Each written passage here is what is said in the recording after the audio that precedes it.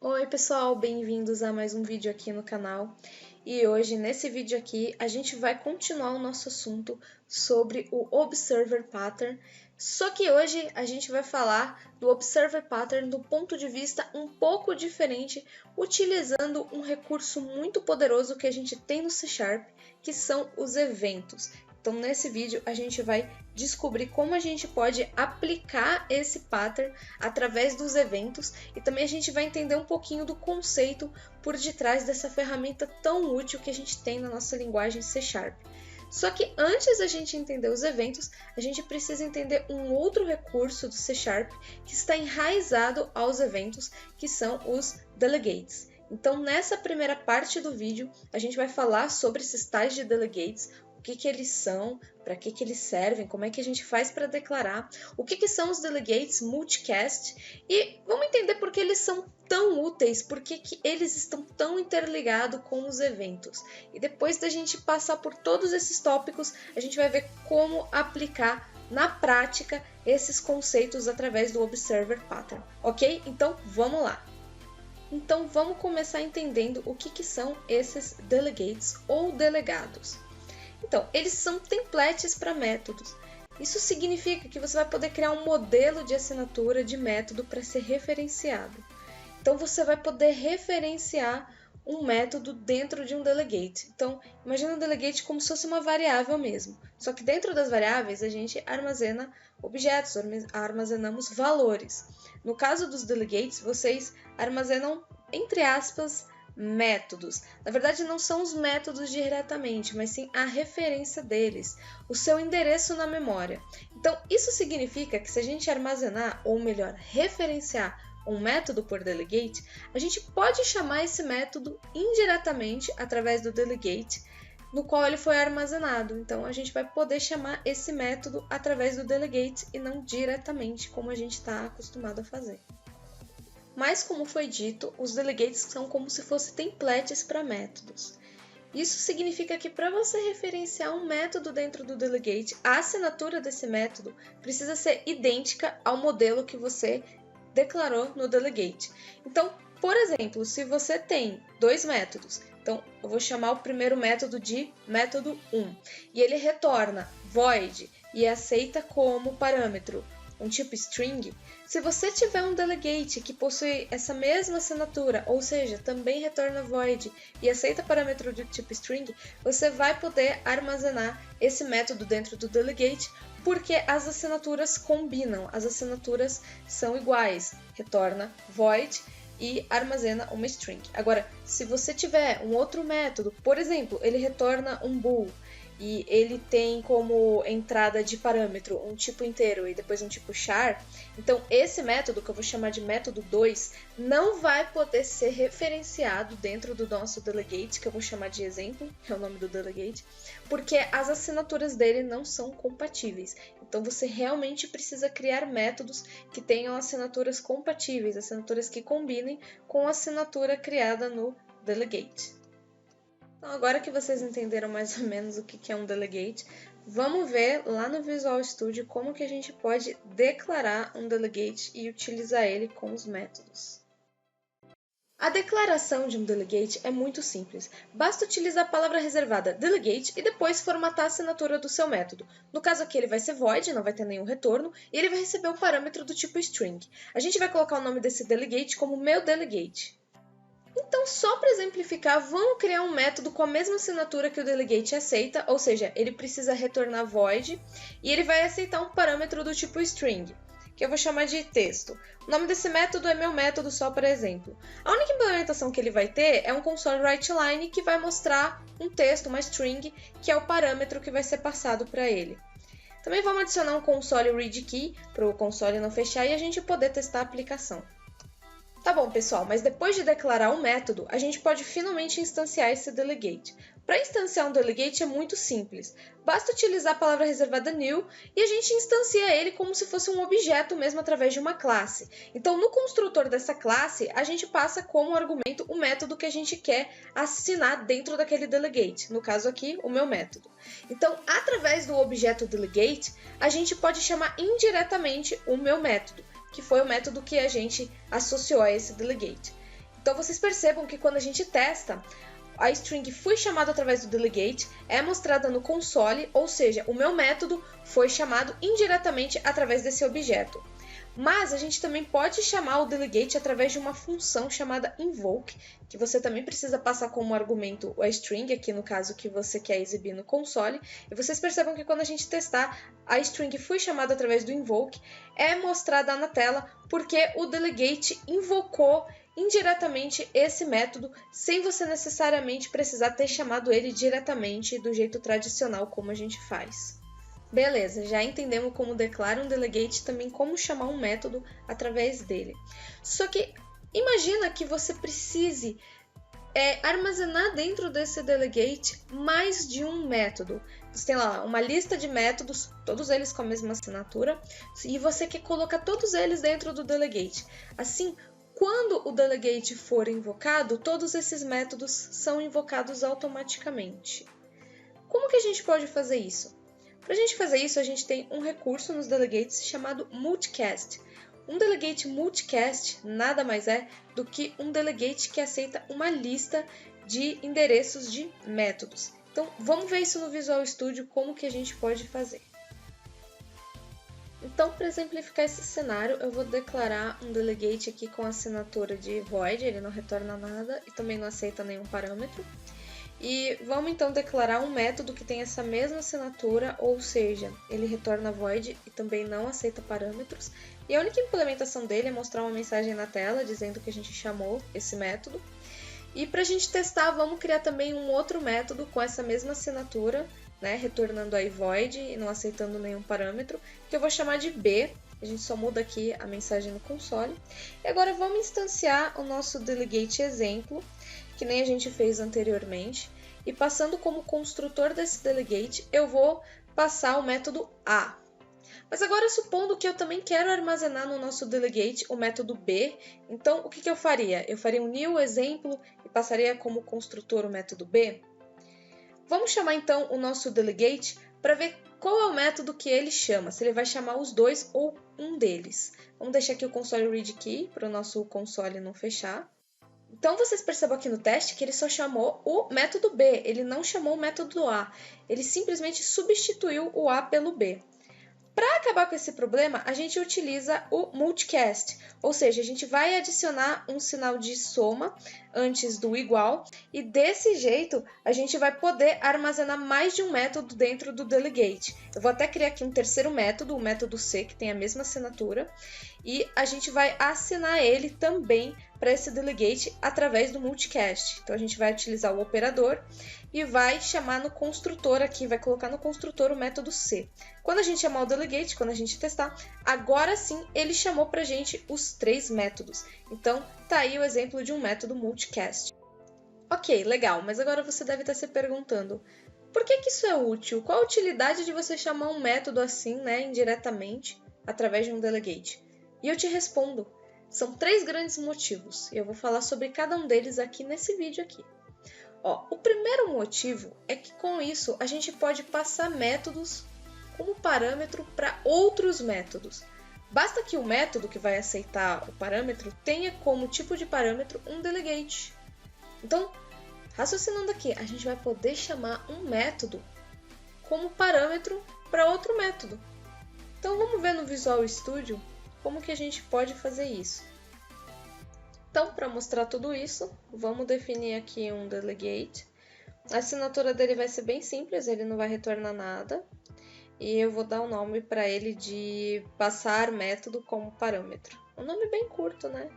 E ele não vai aceitar nenhum tipo de parâmetro, tá? Então, a gente tem que criar um método exatamente com essa assinatura.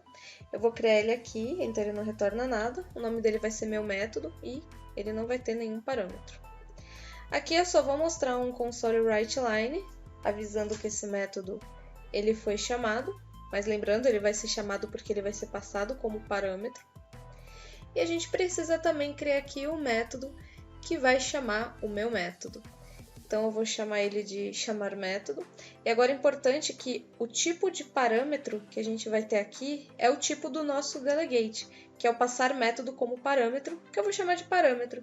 Então simplesmente quando a gente chamar o parâmetro, que é o tipo do delegate, vocês percebam que quando eu vir aqui com o chamar método e passar para ele como argumento o meu método, quando a gente for testar, vocês vão ver que a mensagem que fui chamada como parâmetro vai ser exibida no console. Então, fui chamada por parâmetro, como de se esperar, porque na verdade esse console writeLine foi chamado porque o meu método foi chamado através do nosso chamar método, que aceitou como parâmetro um método. E para ele aceitar um método como parâmetro, a gente precisa ter um delegate para definir esse tipo. A gente não pode negar que é muito interessante passar um método como parâmetro para outro método, mas você deve estar se perguntando aonde que isso vai ser necessário na sua vida. Bom, o próprio .NET Framework tem várias bibliotecas que possuem métodos que precisem de passagem de parâmetros que sejam outros métodos para eles funcionarem. Por exemplo, a gente tem um método da classe Array, o método find. Ele precisa que você passe um método como parâmetro para ele funcionar. E também praticamente todos os métodos da biblioteca Link do .NET pedem como parâmetro outro método. Então, tem outros métodos, outras classes no .NET, e não só no .NET, mas qualquer outra biblioteca que você for utilizar, que vai querer se utilizar desse recurso. E se você usa Unity, se você projeta jogos na Unity, você deve conhecer o método waitUntil. Então, ele tem também como parâmetro a referência de um método. Ele precisa que você passe para ele um método como parâmetro exatamente para ele funcionar. Então, assim, resumindo, sempre que você desejar passar um método como parâmetro para outro método, você vai usar os delegates na assinatura desse método. Além do mais, esse tipo de prática está muito ligada com o que a gente tem hoje em dia com bastante força no C#, que é o paradigma da programação funcional. É muito comum a gente passar métodos como parâmetros para outros métodos para realizar uma subrotina dentro do código, mas que seja de uma forma mais direta e clara. Então, a sintaxe mais usual para essa prática atualmente é através das funções anônimas que andam em conjunto com o operador de expressão lambda. Mas isso a gente vai falar em outros vídeos aqui no canal, é um assunto para uma outra aula, tá? Mas voltando à nossa conversa sobre os pontos importantes sobre a utilização dos delegates, a outra utilização importante deles é na possibilidade de armazenar referência de métodos dentro de coleções, como por exemplo listas e dicionários. Para a gente falar um pouquinho sobre isso, eu gostaria de falar para vocês que o .NET já possui alguns delegates pré-definidos para a gente não precisa obrigatoriamente ficar sempre declarando um delegate, a gente tem alguns delegates que o próprio .NET fornece, e dentre eles a gente tem um delegate chamado Action. A assinatura dele é de um método que não retorna nada, ele é void, e você pode tanto passar para ele nenhum parâmetro ou entre 1 a 16 parâmetros, né? Ele tem as suas sobrecargas para aceitar até 16 parâmetros. Como esses parâmetros são genéricos, não importa o tipo de parâmetro que você passe para o delegate, ele vai aceitar aí os seus parâmetros. Para exemplificar onde a gente pode utilizar os delegates em conjunto com as coleções, vamos supor que você tem uma classe carro e que os métodos dessa classe podem realizar ações de um carro, como frear ou mudar a marcha, por exemplo. Imagina que o usuário pode fornecer um input de ação do que ele deseja fazer com o carro. E aí, dessa forma, se o usuário digitar, por exemplo, frear, o método do freio é chamado e etc. Mas imagina ter que fazer todos esses ifs para cada ação. Vixe, nossa, um trabalho muito grande. Então, para evitar fazer isso, a gente pode guardar as ações do carro, que são métodos, dentro de uma coleção, por exemplo, um dicionário, e o que o usuário escrever pode ser, por exemplo, a chave do dicionário, que vai chamar aquele método específico. Vamos ver no Visual Studio como que a gente pode criar um sistema dessa forma. Então, para exemplificar, eu vou declarar aqui o nosso dicionário, ele vai ter como chave uma string, e ele vai aceitar actions, que é o nosso delegate, que retorna como parâmetro void. O nome desse dicionário vai ser ações, que eu vou armazenar as ações do carro, que seriam métodos. E para declarar esses métodos, basta que eles tenham retorno void, não aceitem parâmetros. Eu já coloquei eles aqui, ó, acelerar, frear, mudar, marcha e virar. e eu vou adicionar esses métodos dentro do meu dicionário de ações. Então, eu vou adicionar primeiro o método acelerar, através da chave acelerar, e eu vou fazer isso para o frear, para o mudar marcha, e, por fim, para o virar. Então, agora basta a gente pedir para o usuário informar alguma ação que ele quer fazer com o carro e eu vou armazenar isso através do console readline.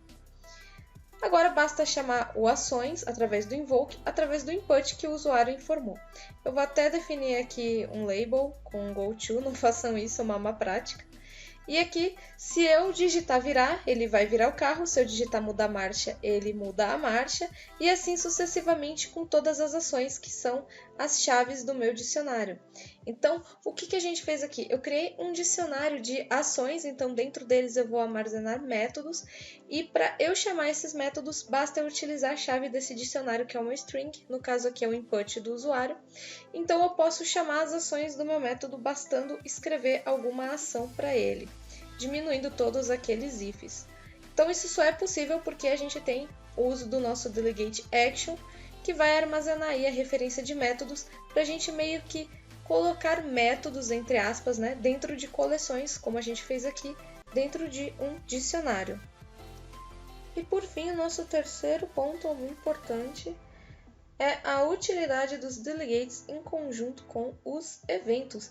Então, finalmente, vamos ver o que são esses eventos, qual que é a relação deles entre publish e subscriber, como declarar um evento, vamos utilizar um evento no Observe Pattern finalmente e também vamos ver um pouquinho dos eventos em relação às interfaces de usuário. Então vamos lá, o que seriam finalmente os eventos? Na programação orientada a eventos em C#, um event ou evento é um tipo de referência. Ele é definido através do delegate, então ele possibilita que classes e objetos assinem esse evento através de seus métodos. Então, dessa forma, quando o evento é disparado em outra classe, que seria a classe que possui o evento, que a gente chama de classe emissora ou publisher, ela vai acionar todos os métodos assinados nela, mesmo que esses métodos sejam de outra classe, as classes assinantes ou subscriber.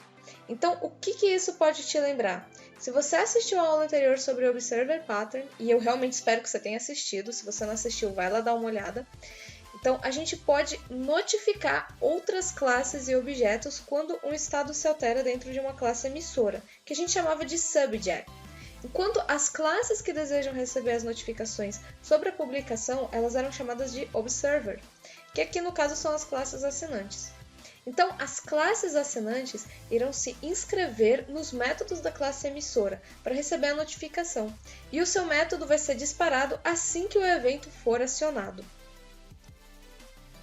Então, essa relação que a gente tem de publisher com subscriber tem tudo a ver com o que a gente tinha visto na aula anterior sobre o Observer Pattern.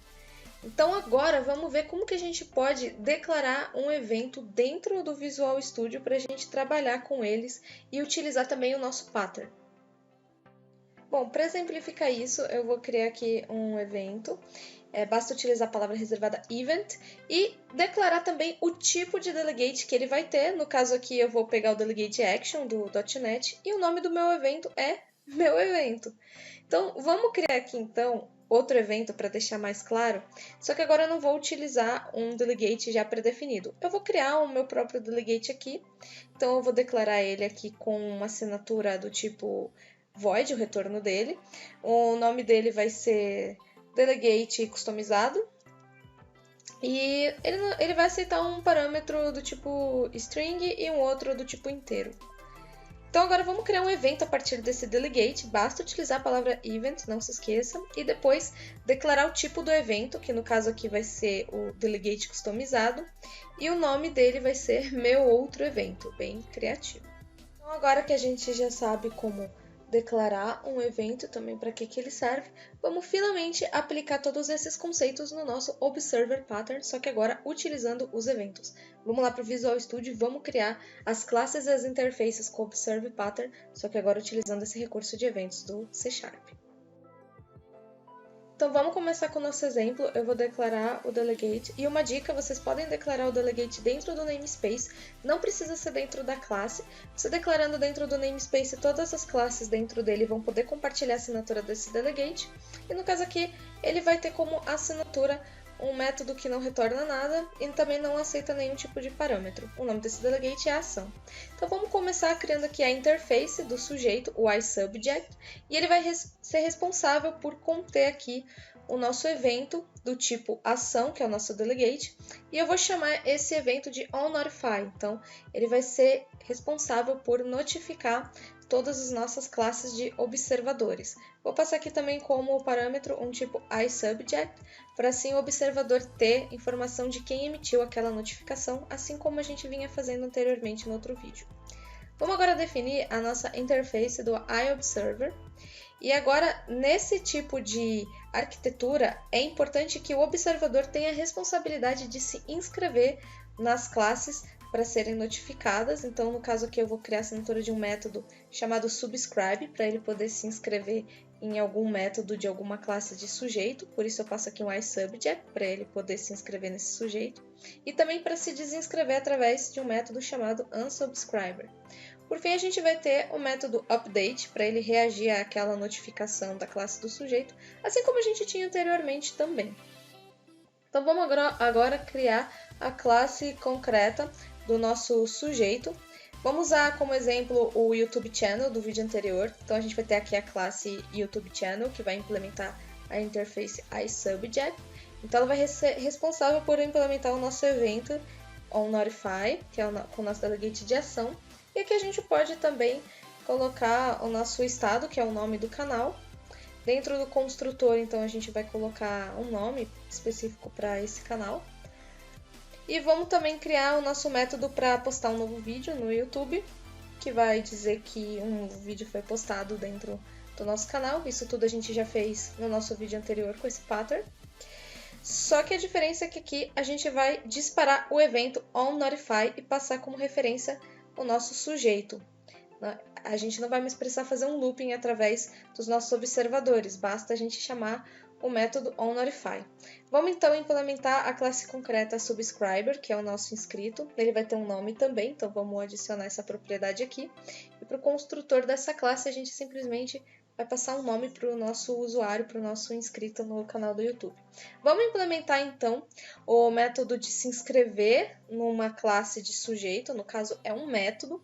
E para isso, a gente primeiro tem que ver se esse sujeito não é nulo, e se ele não for nulo, a gente vai utilizar o onNotify e o nosso operador de multicast, que a gente já viu anteriormente nos delegates, para inscrever o update dentro do Notify.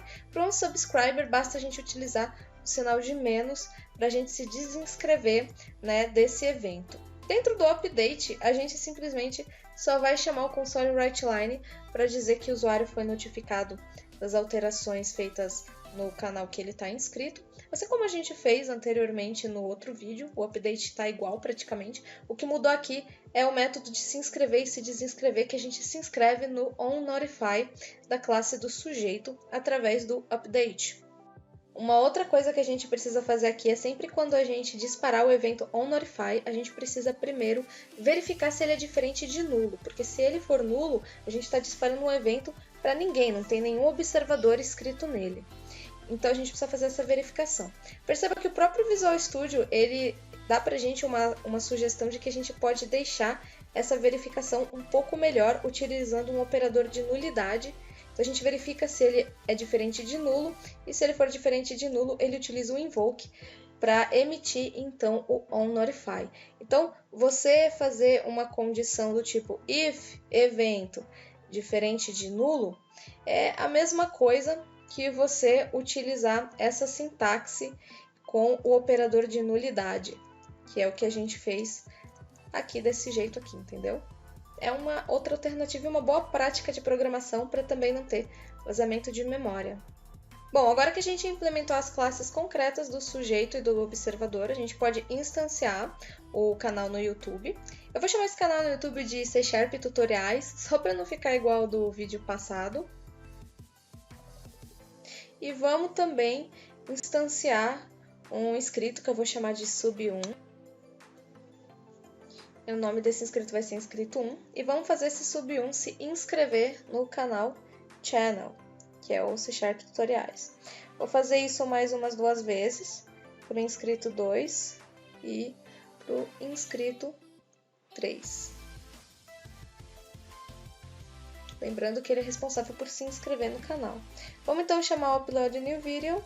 E vocês percebam que as notificações foram emitidas igual no vídeo do Observe Pattern anteriormente, só que agora utilizando os eventos. Vamos fazer um teste, vamos desinscrever o Subscriber 2 e vamos postar um novo vídeo no canal. Então vocês percebam que depois que ele se desinscreve, ele não recebe mais a notificação, né? No caso, o Subscriber 2. Então a gente tem o mesmo resultado de emissão de notificação de uma classe de sujeito para uma classe de observador através do Observer Pattern, só que utilizando os eventos. Então você não precisa fazer aquela implementação de uma lista de observadores, fazer um for each para percorrer essa lista para ativar o update. A outra diferença também é que quem é responsável por se inscrever e desinscrever de algum tipo de sujeito é o observador e não o inverso, como a gente tinha visto anteriormente. E através dos eventos e dos delegates, a gente pode trabalhar com o Observer Pattern de uma forma mais limpa, sem precisar se preocupar com detalhes de implementação desse pattern. Outro assunto interessante a ser abordado aqui é que o Observer Pattern, em conjunto com os eventos, podem ser muito utilizáveis em uma situação que você tem um sistema de GUI, que é um Graphical Interface User ou interface gráfica de usuário, que é onde o usuário pode interagir com elementos da interface, como por exemplo botões, formulários, caixa de texto e etc. Então sempre que um desses objetos tem seu estado alterado, como um botão por exemplo que é clicado, os observadores eles são notificados. Então os eventos junto com o Observer Pattern eles são muito úteis para um tipo de sistema que possui uma GUI, como por exemplo um jogo. Então vamos ver como a gente pode colocar isso em prática no próprio Visual Studio. Vamos dar um exemplo sobre isso. Então vamos criar aqui um projeto que vai ter 4 botões e quando o usuário interagir com esses botões, por exemplo, dar um clique neles, esse botão mude de cor para uma cor vermelha. Então eu vou criar aqui os 4 botões. E para eu criar o comportamento do botão, para ele mudar a cor, eu vou dar 2 cliques aqui em qualquer botão, no botão 1, por exemplo. E aqui eu abro o método de implementação dele para a ação que ele vai fazer quando o usuário clica nele. Então, por exemplo, eu vou mudar a cor do botão 1 através da propriedade backcolor. E eu vou colocar aqui para ele ter a cor vermelha quando ele for clicado. Então, vocês percebam que quando a gente testa e a gente clica no botão, ele realmente muda a cor para vermelho. Porém, quando eu clico nos outros botões, eles não mudam a cor. Então, por que eles não mudam a cor para vermelho? Porque eles não estão inscritos no evento de clique. Apenas o button 1 está inscrito naquele nosso evento de clicar e chamar aquela nossa implementação. Então, para a gente poder inscrever esses botões, a gente pode entrar aqui no designer do nosso formulário e aqui dentro da nossa classe que inicia o nosso formulário, o Initialize Component, a gente pode ver aqui que o button 1, ele quando é instanciado e colocado as informações sobre ele é assinado no nosso evento de clique através de um delegate chamado Event Handler, né, que a gente está passando aqui, inclusive, a referência do botão que foi clicado. Então, por isso, quando a gente clica no botão, aqui a gente tem o método button1, ele fica vermelho. Eu vou mudar até o nome aqui para button click, para ficar melhor. Então, aqui no delegate, a gente vai passar aqui o método button click, tá? Porque é um nome mais apropriado. Então vamos entender direitinho o que esse delegate do .NET, o Event Handler, ele faz. Então vocês podem perceber que ele é um delegate que retorna void, mas ele aceita como parâmetro 2 tipos de objetos. Então ele aceita um objeto que vai ser do tipo object, que ele chamou de sender, e aceita também um objeto do tipo event args, que ele chamou de e. Então vamos entender direitinho porque o Event Handler, que é um delegate do .NET, utilizado muito para gerenciar, para manipular eventos, que aí vem o nome dele, inclusive, Event Handler. Por que ele é tão útil para a gente poder manipular os eventos, principalmente em aplicações Windows Form? Bom, então vamos analisar aqui o Event Handler. Então, ele não retorna nenhum tipo de valor, ele é void, mas ele aceita dois parâmetros. O tipo Object, que pode ser convertido por um tipo qualquer. Por exemplo, ele pode ser convertido por um button, que é o botão, por exemplo. Então, ele vai conter aqui o objeto de quem enviou a notificação. Então, isso é bem parecido com o que a gente faz no sujeito, lá do nosso exemplo do YouTube Channel, onde a gente envia para o observador um objeto do tipo iSubject para ele ter acesso a campos do sujeito notificador. Só que aqui, como é uma coisa mais ampla para o Windows Forms, não precisa ser só um botão, pode ser, por exemplo, uma caixa de texto, um label, enfim. Então, o tipo Object ele pode ser convertido para qualquer objeto do .NET, já que todas as classes herdam de Object. Isso é um processo que a gente chama de box e unboxing. Eu vou falar sobre isso futuramente aqui no canal, mas é basicamente aqui ele aceita o parâmetro que é quem enviou a notificação. No caso aqui, qual foi o botão que foi clicado pelo usuário. A gente tem a informação então aqui do botão que disparou esse evento, que é o evento click.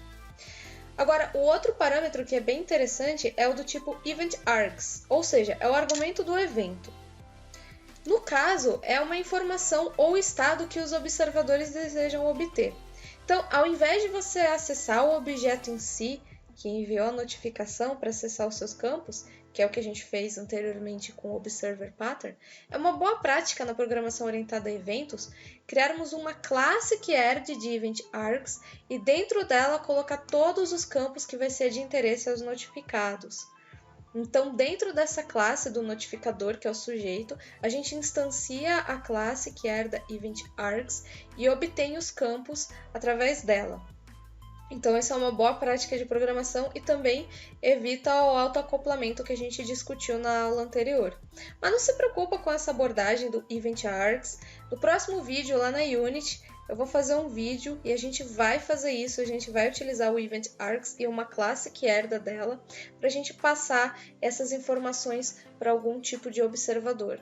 Mas, em resumo aqui, isso tudo é passado aqui para o Event Args, tudo que é de interesse para os assinantes, através desse tipo. Então, é por isso que quando você cria um método de ação lá no Windows Forms, para você, por exemplo, ter uma ação de clique num botão, o Visual Studio cria para você um método com essa assinatura, ou seja, que retorna void e aceita como parâmetro um tipo Object, que se chama Sender, e um tipo Event Args, que ele chama de E. Então, é por isso que você tem esse tipo de assinatura, porque o Delegate Event Handler, que está responsável pelo evento de clique nos objetos do Windows Forms, por exemplo, um botão, ele possui a assinatura do Object e do Event Args. Então, é por isso que você tem que criar um método com esse tipo de assinatura. Na verdade, normalmente é o Visual Studio que cria para você. Então, é por isso. Mas vamos voltar para onde a gente estava, vamos assinar então aqui os outros botões para o evento de clique. Então vamos assinar aqui o button to. É só a gente utilizar aqui o evento clique, que está dentro das classes dos botões, e vamos adicionar ele aqui, inscrever ele no nosso evento através do Event Handler, que é o nosso delegate, e passar para ele qual é o método que a gente quer assinar dentro desse delegate, que no caso é o button click. Então, agora a gente vai fazer isso também para o botão 3 e a gente vai fazer isso também para o botão 4.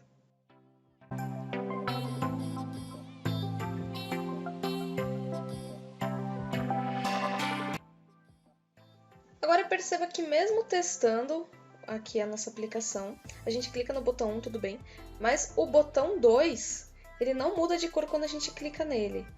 Mas percebe que se a gente clica no botão 2, ele muda a cor do botão 1. Assim que se eu clicar no botão 3, ele também muda a cor do botão 1. E o botão 4 também muda a cor do botão 1. Mas por que isso está acontecendo? Porque aqui a gente está falando que vai mudar a cor do button 1 e não do botão que foi clicado. Então, para a gente poder mudar a cor do botão que foi clicado, a gente vai pegar aqui o sender, Lembra? Ele é o objeto que emitiu a notificação. Então, através do sender, a gente vai poder pegar quem é o botão que foi clicado. Então, de object, a gente vai converter ele para o tipo button.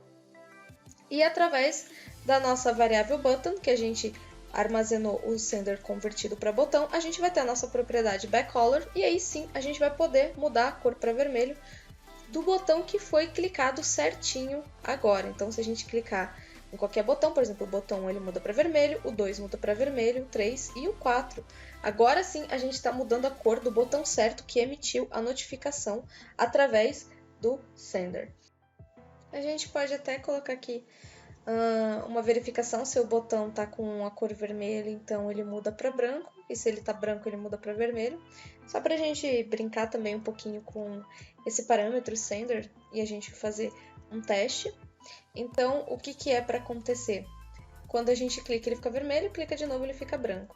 Então, esse comportamento está acontecendo então para todos os botões, qualquer botão que eu clicar, não apenas para o button 1 como estava. Então é isso, pessoal. Acredito que para esse vídeo já tá bom a quantidade de informações, mesmo porque nesse vídeo a gente aprendeu o que é um delegate, como que fazer uma declaração, para que ele serve, o que é um delegate multicast, quais são as importâncias de um delegate no seu código. Aprendemos também o que são os eventos, como declarar eles e qual é a relação deles com os delegates e com o observer pattern. E a gente viu também como aplicar o observer pattern com os delegates e os eventos, que foi a promessa que eu fiz no vídeo anterior. E por fim, a gente também viu um pouquinho como utilizar os eventos em prol de sistemas com GUI, para a gente poder acionar esses eventos através de uma interação do usuário com a nossa interface gráfica. Então eu acho que a gente já tem bastante informação. Esse é aquele tipo de vídeo que você vai ter que assistir mais de uma vez, se você quiser absorver todo o conteúdo de uma forma que não te confunda, de uma forma que você consiga realmente fixar as ideias na sua cabeça. E então por hoje é só, a gente aprendeu bastante coisa, esse vídeo realmente tem muito conteúdo, eu espero que eu possa ter ajudado o pessoal com esse assunto, que eu vou confessar, não é uma coisa tão simples assim de entender na primeira vez, mas eu acredito que com esse vídeo, pelo menos as pessoas tenham conseguido entender qual é a lógica e qual é a ideia por detrás dessas ferramentas que são muito úteis no C#, na programação, e eu tenho certeza que em algum momento vocês vão utilizá-las. Agora já a promessa para o vídeo que vem é o último vídeo sobre o Observer Pattern, e a gente vai aplicar todos esses conceitos agora na Unity, no desenvolvimento de jogos. A gente vai ver como que a gente vai disparar os nossos eventos personalizados através da Unity, para a gente fazer a simulação de um jogo de bichinho virtual, que vai mudando alguns estados dele, como fome, sono, etc. E esses eventos eles vão ser notificados para as barrinhas que vão mostrar a porcentagem desses estados do nosso bichinho. Então no vídeo que vem, vai finalizar esse assunto do Observer Pattern, a gente vai ver como aplicar todos esses conceitos aprendidos nesses dois últimos vídeos dentro da Unity, ok? Então eu espero vocês no próximo vídeo, espero que vocês tenham gostado desse vídeo, não se esqueçam de se inscrever para receber as notificações aqui, sejam um subscriber desse canal Publisher para vocês, e dê um like se gostou no vídeo, tá bom? Então até a próxima e tchau!